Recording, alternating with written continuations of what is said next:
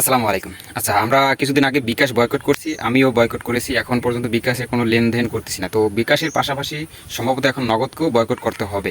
কারণ নগদে যে আমরা জানি যে বিএমডাব্লিউ গাড়ি এর মধ্যে অনেকজনকে উপহার দিয়েছে, তো সামনে আরও দিবে। যাই হোক, এই বিএমডাব্লিউ গাড়ির যে কিনে কাদের টাকায়, ওর বাপের টাকা, নগদের কি বাপের টাকা দিয়ে বিএমডাব্লিউ গাড়িকে দিচ্ছে?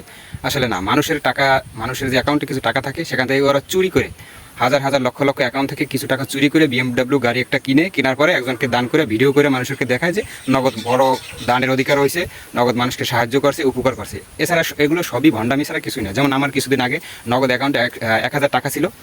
এখন কিছুদিন আমি ব্যালেন্স চেক করিনি, হঠাৎ আমি ব্যালেন্স একদিন চেক করি গতকালকে, তো দেখি যে আমার 500 টাকাই নাই। তার মানে 515 টাকার মতো নগদ অলরেডি কাইটে নিয়ে গেছে। আমি 2 দিন পর্যন্ত ফোন দিছি নগদ হেল্পলাইনে, কিন্তু আমার রিসিভ করেন। লাস্টে রিসিভ করে বলে ওরা সিস্টেমের সমস্যার কারণে নাকি নগদ থেকে টাকা কেটে নিয়েছে। এটা আমি এখন পর্যন্ত শুনি নাই যে নগদের সিস্টেমের কারণে আমার ব্যালেন্স থেকে কেন টাকা কেটে নেবে। তো আমি বললাম, রাগ ধমক দিছি যে আমার ব্যালেন্স থেকে আপনাদের সিস্টেমের যদি কোনো সমস্যা থাকে সেজন্য আমার ব্যালেন্স থেকে কেন টাকা কেটে নেওয়া হবে।